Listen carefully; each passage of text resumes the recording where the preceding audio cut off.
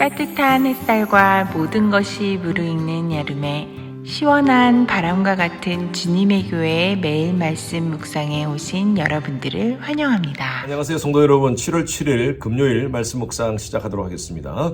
오늘 묵상할 말씀은 사도행전 8장 14절에서 17절까지 말씀입니다. 사도행전 8장 14절에서 17절입니다.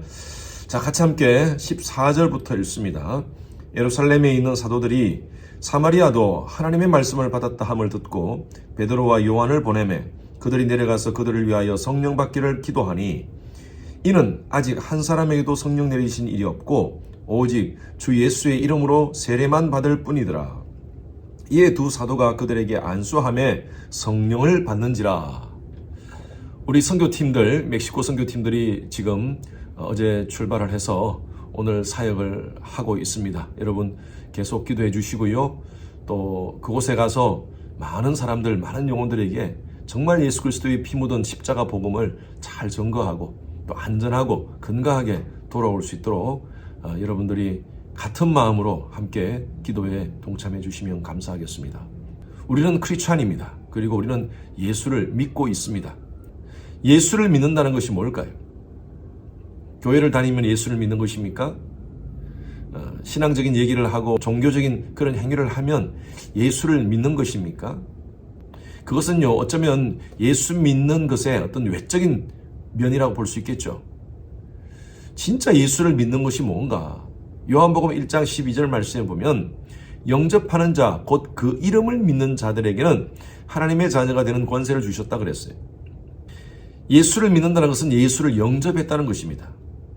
영접한다는 것은 하나님께서 우리 마음 가운데 주인으로 내주하신다는 것이죠. 다른 말로 하면 성령의 내주십니다. 그런 자들에게 하나님의 자녀가 되는 권세를 주셨다라는 말씀이죠.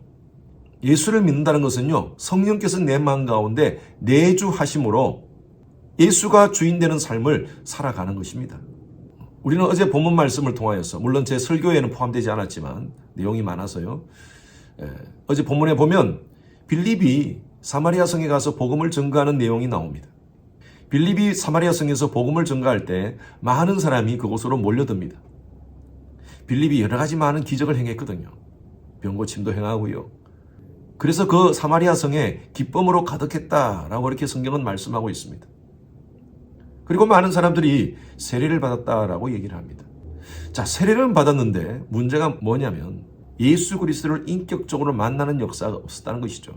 그래서 오늘 말씀에 보면요, 14절 보십시오. 예루살렘에 있는 사도들이 사마리아에도 하나님 말씀을 받았다 함을 듣고 베드로와 요한을 보냅니다. 15절에 보면 그들이 내려가서 그들을 위하여 성령 받기를 기도하니 16절에 이는 아직 한 사람에게도 성령을 내리신 일이 없고 오직 주 예수의 이름으로 세례만 받을 뿐이니라. 여기 보니까 세례만 받았다라고 얘기하고 있습니다. 아니, 세례를 받으면 성령 받은 거 아닙니까? 라고 이렇게 생각할 수가 있는데요. 이 문제에 대해서 여러 가지 신학적인 논쟁이 있습니다. 우리가 세례 받는 즉시 성령이 우리 가운데 내주하시느냐? 아니면 물세례와 성령 세례를 구분할 것인가? 그리스도인으로서 회심이 되는 단계가 1단계로 끝나는 것인가? 아니면 2단계가 필요한가? 좀 보수주의자들, 복음주의자들 그런 입장에서는 1단계다. 예수 그리스도를 믿는 즉시, 세례를 받는 즉시 우리 가운데 성령께서 내주하신다라고 이렇게 얘기하는 경우도 있고요. 순복음이나 오순절 쪽에서는요, 물세례를 받지만 그러나 성령 세례도 받아야 된다. 그래서 구분합니다. 그래서 세례 받았고 예수를 믿는다 하는 사람들에도 성령 세례 받아라. 성령 세례의 하나의 표징으로 방언을 강조하고요. 그래서 방언을 가르치고 하는 그런 경우도 있습니다. 무엇이 맞나요? 1단계로 끝나나요? 아니면 2단계가 필요한가요? 성경을 통해서 우리가 알 수 있는 것은요, 하나님의 역사는 다양한 사람들에게 다양한 방법으로 역사하신다는 것입니다. 저와 여러분들의 모양이 다르듯이 모든 사람의 모양도 다 다르고요, 그들의 성품도 다르고요, 그들의 삶의 환경도 다 다릅니다. 하나님은요, 따라하십시오. 각각 역사하신다. 이게 저의 정답입니다.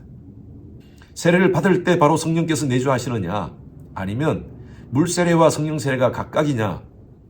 하나님은 다양한 사람들에게 다양한 방법으로 역사하신다는 것이죠. 사도행전 3장에 보면 베드로가 하나님 말씀을 몇천 명의 사람들에게 선포할 때 3천 명이 그날 세례를 받고 성령을 받습니다. 세례를 받고 성령을 받는 것이 동시적으로 일어나는 경우도 있습니다. 특별한 집회에 참여해서 하나님 말씀을 받을 때 전혀 예수를 몰랐던 사람이 그때 바로 예수님을 영접하고 성령을 체험하고 그리고 나중에 세례를 받는 경우도 있습니다. 늘 세례에 대해서 강조할 때 제가 말씀드리지만 세례는 구원의 조건이 아닙니다. 우리가 구원받기 위해서 세례를 받는 거 아니에요. 예수 그리스도를 영접한 사람이 세례를 받고 구원받은 표징으로 삼는 것이죠.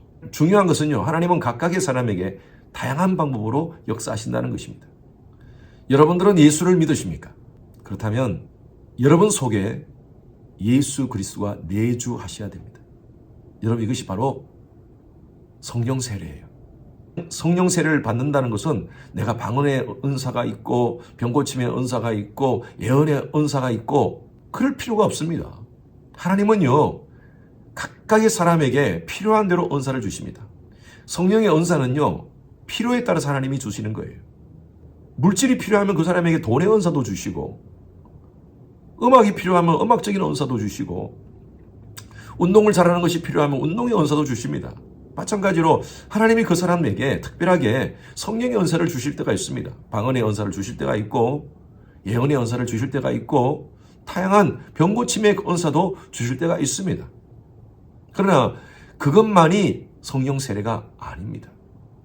성령 세례는요, 내 삶이 예수 그리스도로 주도되어지는 삶입니다. 그것이 진짜 예수를 믿는 것이에요. 그것이 바로 예수를 영접한 것이고요. 그러한 자들에게 하나님의 자녀가 되는 권세를 주셨습니다. 오늘날 교회에 교인들이 많습니다. 그러나 교회는 많은데 신자가 많지 않아요. 진짜 예수 그리스도를 믿고 예수 그리스도 안에서 살아가는 사람이에요. 교회는 다니는데 예수로 주도되는 삶을 살지 못하니까 삶 속에서 하나님의 능력을 체험하지 못해요. 성령의 역사를 경험하지 못해요. 그러니까 왔다 갔다 하는 겁니다. 여기 있다가 저기 있다가 어떨 때는 예수 믿는 사람처럼 보이다가 어떤 때는 전혀 예수를 모르는 사람처럼 행동하는 경우가 생긴다는 것이죠. 소위 말해서 007 신앙을 한다는 것입니다. 진짜 예수를 믿읍시다. 그리고 성령의 주도되는 삶을 삽시다. 오늘 말씀 묵상에 오신 여러분들은요, 예수를 진짜 믿고요, 그리고 예수가 여러분 삶을 주도하는 삶을 사시기 바랍니다. 오늘 우리의 언어 속에, 오늘 우리의 생각 속에, 오늘 우리의 돈 쓰는 그 상황 속에, 오늘 우리의 시간을 쓰는 것에 예수가 계시는지 늘 체크하시면서 성령 충만의 삶을 사시는 여러분 되시기를 주님 이름으로 축원합니다. 주님, 말로만 예수 믿는다고 하지 말고 진짜 예수를 나의 삶의 주인으로 인정하고 예수가 주도되는 삶을 살게 하여 주시옵소서. 오늘 우리 성도님들의 삶 속에 우리의 언어, 우리의 생각, 우리의 물질의 쓰임, 모든 것에 예수가 관여되게 하시고 예수로 살게 하여 주시옵소서. 감사드리며 살아계신 예수 그리스도 이름으로 기도드렸습니다. 아멘. 금요일은 예배를 위해서 기도하는 시간입니다. 모든 예배를 위해서 기도해 주십시오. 주일 예배, 금요 예배, 또 우리 청년들 예배, 어린 아이들부터 모든 예배에 이르기까지 성령의 기름 부으심이 많은 그런 귀한 예배 될 수 있도록 담임 목사의 설교에 하나님께서 준비 가운데 함께 하시고 또 말씀을 선포할 때 은혜와 능력이 더하시도록 기도 부탁드립니다. 각 부서의 설교를 준비하시는 모든 사역자들을 위해서 기도해 주시길 바랍니다. 예배를 위해서 섬기는 여러분들이 계십니다. 미디어, 안내, 찬양, 교사 등으로 섬기는 그 봉사자들이 기쁨과 감사함으로 섬길 수 있도록 해달라고요. 그리고 모든 예배자들이 성령과 지혜로 충만한 그런 예배 될 수 있도록 하나님의 임재가 가득한 지성소 예배가 될 수 있도록 하나님께서 함께 하도록 기도해 주시기 바랍니다.